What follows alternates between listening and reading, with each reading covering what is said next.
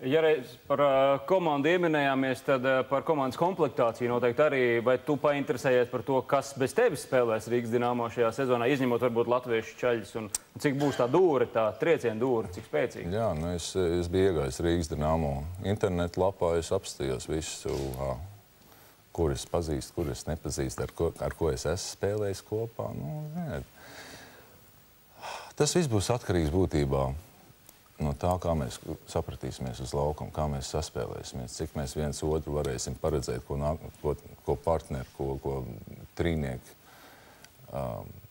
vai komandas biedri, ko viņi katrā momentā darīs, lai mēs jau varētu kaut kur pasteikties un saprasties un varbūt dažreiz iztaisīt kādu aklo piespēli.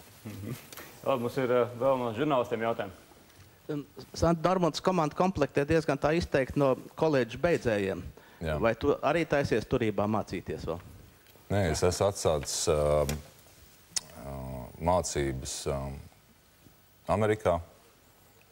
Un, jā, tā man vienkārši ir jāpārceļās uz pilnu internetu apmācības kursiem. Un no to es iesāku pagājušo gadu. Nē, uz turību es neiešu, bet tagad es jau esmu dabūjis 21 kredīti no 120 nepieciešamajiem. Un tas tāds mans dzīves mērķis ir iegūt augstāko izglītību. Un es ceru, ka es būšu spējīgs savienot gan savu profesionālo dzīvi, gan savā mācību programmu. Aizsāktā tēma - komandas komplektācija. 2 leģionāri ir publiski paziņot, ka ar viņiem līgumi ir noslēgti, aizsargs un uzbrucējs. 2 amerikāņi ar dažādu pieredzi. Normunda, no pagājušā gada leģionāriem, cik liela iespējamība, ka tomēr šie vīri nesagaidīs neko labāku? Vai tā ir korekti traktēt šo situāciju, bet es pieļauju, ka tā droši vien arī ir, ka Jose, Elisons, tie cilvēki, kas vēl skatās riņķī, bet ja nekā nebūs, tad viņi varētu būt Dinamo? Godīgi sakot, ļoti minimāla iespēja, ka viņi būs Dinamo. Ļoti žēl, bet, diemžēl tā ir. Tā ir uz doto brīdi, tā ir realitāte, jā, Prasības par augstu, vai citi viņiem ir piedāvājumi? Bet tāpēc arī viņi tā kā, neteiksim tā, ka šķīrāmies, jā, bet viņi aizgāja meklēt lielāku laimi, jā.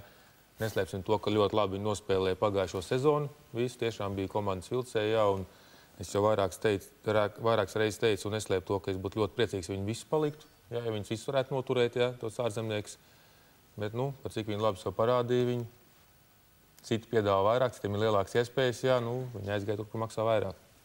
Tātad mums no bijušajiem leģionāriem faktiski visticamāk nebūs neviena? Vārtsarga jautājums? Visticamāk, ka nebūs neviena, jā. Vārtsarga līnijā? Skatīsimies. Arī tāpat atbild, ja? Насколько тренер влияет на решение Сейеса, генерального менеджера в комплектации состава?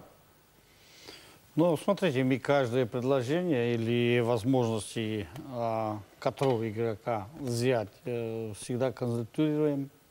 Я бы сказал так, что всегда по анализу этого игрока, что он можно, какое амплуа, он нам нужен, какое качество, уровень игры и так дальше. У нас много информации в этих игроках, не только, что возьмем статистику и принимаем решения. Это не так.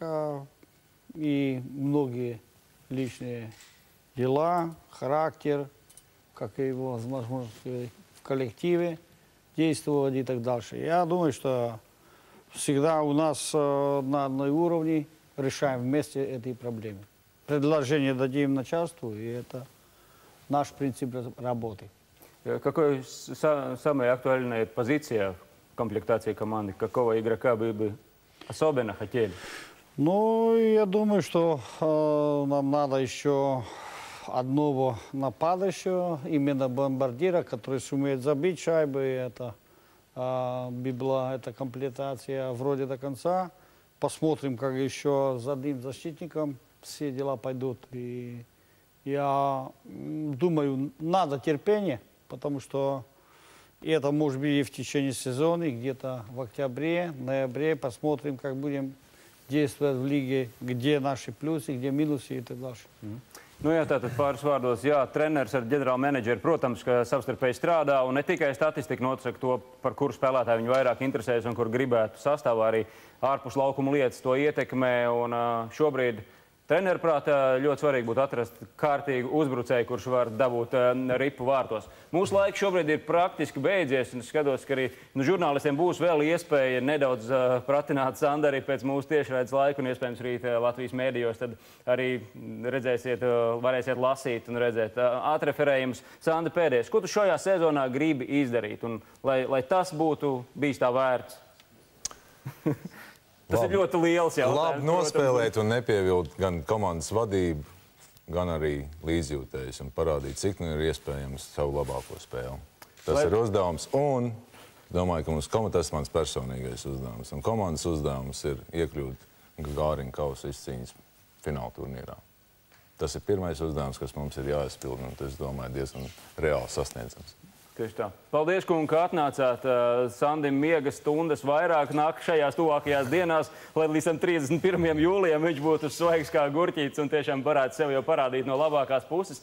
Tiešām 31. jūlijā pirmā pārbaudas spēle, kopumā 6 pārbaudas spēles Rīgā, pavisam 12, un 12. septembrī ies jau vaļā. Protams, mēs visi kopā par Dinamo, un es ceru šo kompāniju šajā studijā redzēt arī sezonas gaitā. Paldies, ka skatījāties. Ar labu kārtu tiekamies hokejā.